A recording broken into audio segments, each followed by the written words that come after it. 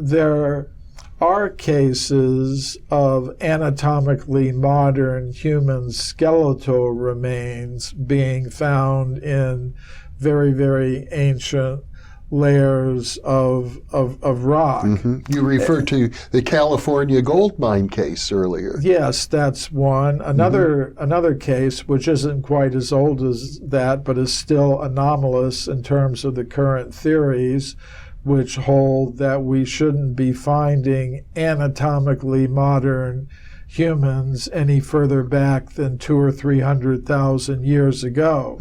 And the case I'm thinking about here is the human skeletal remains that were found by the Italian geologist Giuseppe Ragazzoni in the late 19th century at a place called Castanedolo in northern Italy. He was conducting excavations there, and he found several anatomically modern human skeletons in layers of rock that modern geologists consider to be about 4 million years old. Which now, when many scientists today hear about a discovery like that, they say, obviously, something's got to be wrong here.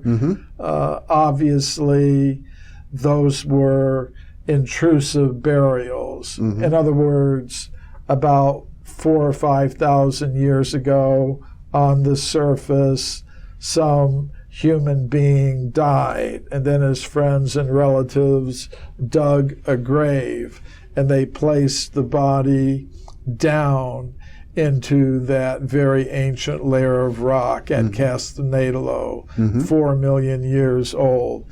Now, things like that can happen. They do happen. But the discoverer, Dr. Ragazzoni, was a professional geologist, and he was very much aware of this problem. And he said in his original report in the Italian language, published in a scientific journal, that if it had been a burial, then the layers of rock above the skeleton would have been disturbed. And he said he looked very carefully when he was conducting his excavations, and he could see that all the overlying layers of rock were intact and undisturbed.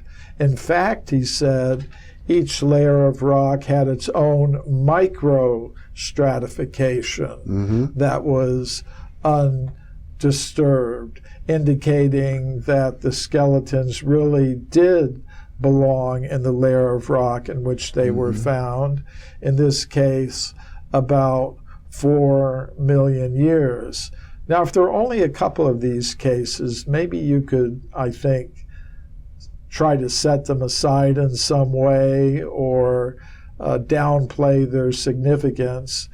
But what I've shown in my work is that there are hundreds of these cases where archaeologists, geologists, and other scientists who are digging into the earth have found human bones, human artifacts, and human footprints that go far further back in time than the now dominant consensus allows, as I said, about 200,000 or 300,000 years.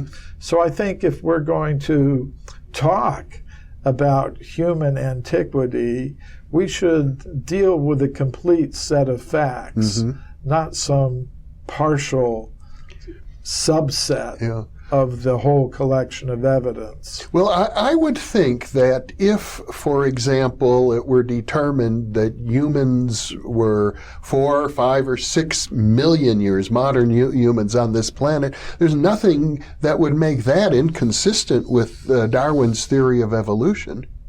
No, that wouldn't. But if we go back 50 or 60 million years, that would place humans before the first primates, even. In other words, before the first apes and monkeys.